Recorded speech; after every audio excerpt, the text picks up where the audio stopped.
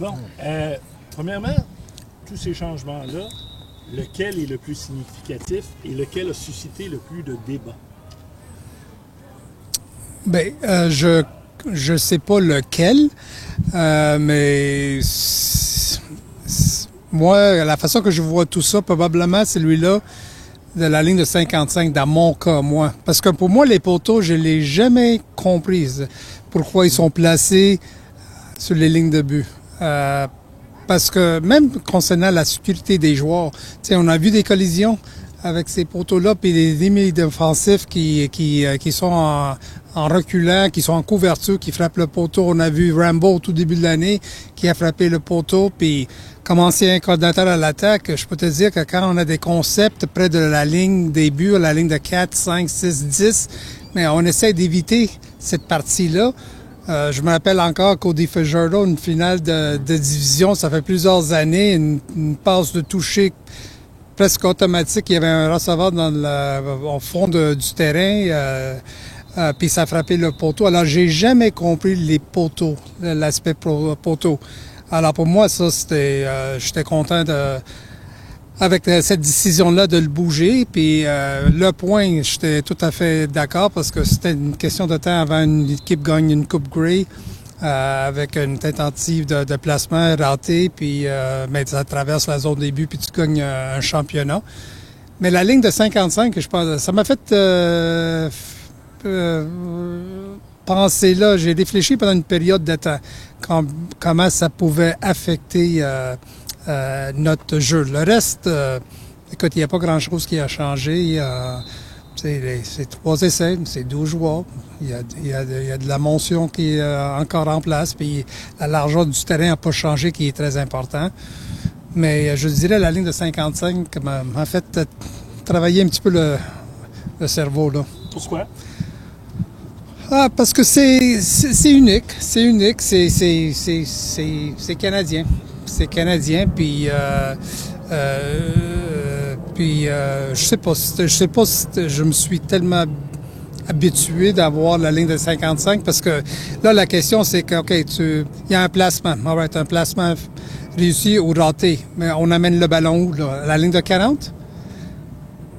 Est-ce que ça change? Là, le botté d'envoi au tout début du match, on l'avait à la ligne de 30 à cause qu'on voulait donner un terrain favorable à l'attaque parce qu'on veut compter des points dans cette ligue-là.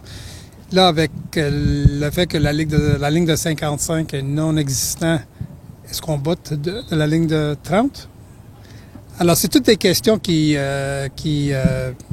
me posais, qu'encore aujourd'hui, j'ai pas de réponse, mais j'espère d'avoir des réponses dans les prochaines semaines ou dans les prochains mois. Donc, si on comprend bien, les gens des opérations football à travers la Ligue n'ont pas été consultés, parce que clairement, tu n'étais pas au courant. OK. Je sais que ça, c'est quelque chose qui circule à travers du pays. Écoute, il y a des gens qui sont des experts qui occupent des postes dans les opérations football dans la Ligue canadienne, ils sont toujours en mode de consultation, qui posent des questions, puis je sais que ça fait des années qu'on leur parle sur plusieurs sujets. Puis probablement, ils ont pris tout ce qu'ils ont accumulé les dernières années, puis ils ont trouvé une commissaire qui était proactif. Ils ont proposé un dossier qui, le commissaire était à l'aise de l'amener au gouverneur, puis c'était unanime de l'adopter. Puis toi, tu as coaché à pratiquement tous les niveaux du football amateur. Je sais qu'au niveau du football amateur, les gens ne sont pas nécessairement contents parce que là, eux, les terrains, ils vont devoir les modifier potentiellement. Puis ça se fait à de coûts de milliers de dollars. Ça coûte très cher. Qu'est-ce que tu penses de ça? L'impact que ça peut avoir au niveau du football amateur, là, c'est que ce soit au niveau universitaire, collégial, peu importe, ils vont jouer sur un terrain différent que dans les rangs professionnels au Canada. Mais moi, je pense pas qu'on devrait changer tous les terrains au Canada, là. Parce que si c'est le cas, je vais investir de l'argent sur le stock market, là, en field turf probablement, mais c'est pas ça. Je pense que peut-être ça peut toucher les rangs universitaires. C'est là où peut-être ça peut se jouer, ce changement de dimension de terrain, mais en particulier, ça touche 9 endroits.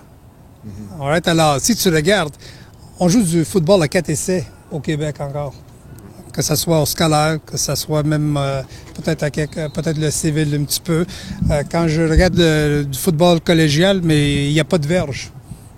Tu sais, à 4 essais.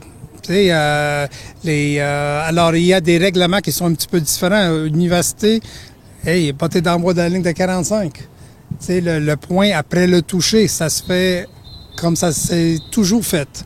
Les derniers 40-50 ans, ils n'ont jamais bougé la ligne de mêlée. Alors, écoute, c'est une question qu'il faut s'adapter. C'est sûr que la Ligue va être en conversation, en discussion directe avec U-Sports. Puis on va voir s'ils vont adopter les changements qu'on a suggérés. S'ils décident de continuer avec le statu quo, mais on va s'adapter, nous. Ouais, je sais que c'est peut-être pas toi qui peux répondre à cette question-là, mais tu viens de dire, bon, ça touche juste 9 stades. Mais dans ces 9 stades-là, il y a plusieurs stades qui sont partagés, comme Purcell Molson, avec les équipes universitaires. McGill est propriétaire du stade. Là, il faudrait qu'il refasse les lignes, qu'il bouge les poteaux uniquement pour les matchs des Alouettes. Est-ce que ça, vous avez des discussions à ce niveau-là? Ou même, est-ce que ça a été pensé? Puis c'est la même chose à Winnipeg également, notamment. La réponse que je peux te donner, c'est sûr que c'était pensé avant de prendre la décision qu'ils ont pris la Ligue. Là, les discussions, est-ce qu'il y en a avec McGill? On a déjà commencé. Tu as tout à fait raison, ça se fait pas à mon niveau, mais on est en conversation avec eux. Puis s'il y a des modifications qu'il faut faire quand nous on joue, puis quand les Redbirds jouent, mais il faut le faire. Je pense pas qu'on va avoir grand choix, mais on n'est pas rendu là encore parce que la nouvelle vient juste de sortir. Mais je pense que je peux te dire que les discussions ont déjà commencé. Et qui va défrayer les coûts de ça? Comme tu disais au tout début, ça se fait pas à mon niveau. Mais c'est sûr que c'est pas moi qui paye pour ça. Au niveau des zones début qui passent à 15 verges, je sais qu'une des choses qui a été mentionnée, c'est le fait qu'à Montréal, on a un coin qui est coupé. À Toronto, la zone début faisait 18 verges. À quel point est-ce que c'était vraiment quelque chose qui dérangeait les gens dans la Ligue ou c'est juste un bruit de l'extérieur qui se faisait parler? Mais Toronto avait des zones début de 18 verges aussi. Alors là, on conforme, finalement. Parfait. Avec ce changement avec les poteaux qui vont se placer, qui vont être situés dans la zone début à 15 verges, je pense pas qu'on va avoir ce problème-là. Do you think these changes were necessary for the future? I mean, I think you need to be open-minded, and I understand how change works. You know, everybody's sometimes apprehensive towards any form of change. You know, everybody loves the status quo. Why change? Why change? Why change? And then people are constantly critical of our game. I think it needed a little bit of a facelift. I think it needed some refreshing. And I don't think it's too drastic. You know, we're still Canadian. We haven't touched the ratio. We haven't touched 3 downs. It's unlimited motion. You know, we don't have the fair catch. You know, we just tweaked it a bit. And, you know, I think you need to be open-minded. And let's see how it all unfolds. And then we can, you know, we can have an educated opinion once all is said and done, once we see it evolve. Would you make of just all the noise around the CFL? Like, I don't think there was news like this out of the CFL in years. Well, maybe they should make an announcement every week. You know, I mean, listen, I don't know if it's noise, but everybody. You know what I noticed? I'll tell you what I noticed. It's the passion. The way people are passionate about this game. Whether they agree or disagree with the changes, the passion is there. That means we have a pretty good product. And if you got people talking about it, even some that think it's negative, they're talking about it. And that, to me, speaks volumes. Est-ce que ces changements-là étaient dans l'air depuis longtemps puis ça a pris un changement de commissaire pour qu'ils soient appliqués ou c'est vraiment un dossier qui commence avec l'arrivée de M. Johnston? Probablement avec l'arrivée de Stuart Johnston. Je peux pas te dire que c'était quelque chose qui était déjà sous la table les dernières années. C'est la première fois que j'entends parler. Ça fait quelques jours. Alors, mais ça démontre jusqu'à quel point qu'on a un commissaire qui est proactif. Alors, il n'a pas peur. Il va faire ses recherches. Il fait confiance dans le monde qui travaille avec lui. C'est sûr qu'il va consulter du monde avant de présenter quoi que ce soit. mais ça démontre que c'est quelqu'un qui est très proactif, puis probablement pendant qu'il va occuper le poste de commissaire, ça se peut qu'il va y avoir d'autres changements. Alors, ça, par contre, ça m'inspire, d'avoir un leader en place qui continue de penser qu'on peut améliorer le produit qu'on a. Une chose qui est particulière au football canadien, ce sont les 3 dernières minutes. Avec les changements, là, est-ce que tu crois que ça va avoir un impact? Parce que les 3 dernières minutes, tout peut arriver, tu le sais. Mais là, avec le play clock de 35 secondes, est-ce que tu penses que peut-être on va perdre certains des fins de rencontre spectaculaires? Okay. C'est là où Didier a complètement raison. C'est quelque chose que j'ai posé aussi la même question que tu viens juste de me poser. On a les 35 secondes, mais est-ce qu'il va y avoir d'autres facteurs qu'on peut considérer dans les 3 dernières minutes? Exemple, là, on a un temps d'arrêt. Est-ce qu'on peut en ajouter un deuxième ou troisième? Si c'est le cas, mais on peut continuer d'avoir des fins de match spectaculaires, intéressants, comme on est habitué de voir. Mais ça, c'est toutes des conversations qui s'en viennent, d'après moi, dans les prochains mois. Je pense qu'à la base, si on dit qu'on va avoir 35 secondes, comment on va l'appliquer? Ça, je pense qu'on va en discuter un petit peu plus dans les, comme je dis, dans les prochaines semaines ou mois. Réaction globale des joueurs jusqu'à date, ce que tu as parlé peut-être? Moi, j'ai parlé à pas grand joueur. J'ai vu les propos de Davis Alexander, par contre, puis écoute, les joueurs, ils vont s'adapter. Je pense qu'ils réalisent que c'est un bon produit. On touche pas en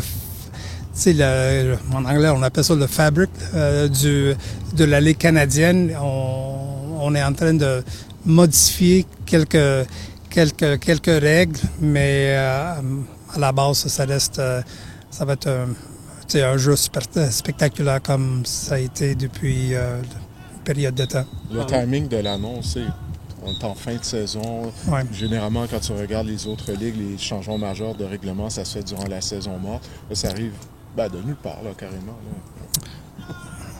Alors, tu l'aimes pas, l'annonce, hein?